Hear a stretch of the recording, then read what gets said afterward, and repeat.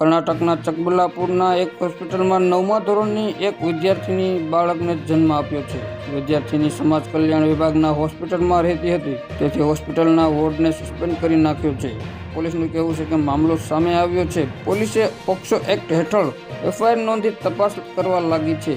જાણવામાં આવી રહ્યું છે કે તે એક સંબંધિતથી મળવા જતી હતી અને હોસ્પિટલમાં ઓછી જ રહેતી હતી. જાણકારી મુજબ વિદ્યાર્થી 8મા ધોરણમાં હોસ્પિટલમાં આવી હતી અને શાળાના 10મા ધોરણના એક વિદ્યાર્થી પાસે ખૂબ રહેતી હતી. પણ 10મા ધોરણનો વિદ્યાર્થી હવે ટીસી લઈને શાળાથી જતો રહ્યો છે.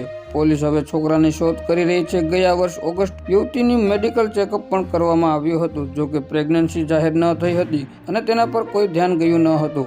મળતી માહિતી મુજબ યુવતી 1 વર્ષ પહેલા હોસ્પિટલમાં આવી હતી, જ્યારે તે 8મા ધોરણમાં ભણતી હતી. કેસની તપાસમાં બહાર આવ્યું છે કે સમાજ કલ્યાણ વિભાગની છાત્રાલયમાં નોંધાયેલી છોકરીની હાજરી અનિયમિત છે અને ઘણીવાર તે કોઈ સંબંધિતથી મળવા જતી હતી. મીડિયા રિપોર્ટમાં કહેવામાં આવ્યું છે કે છોકરીના 10મા ધોરણના એક છોકરા સાથે પણ સંબંધ હતા. બંને વિદ્યાર્થીઓ એક જ શાળામાં અભ્યાસ કરતા હતા. જોકે શાળા પૂર્ણ કર્યા પછી છોકરો ટ્રાન્સફર સર્ટિફિકેટ ટીસી લઈને બેંગલુરુ ગયો.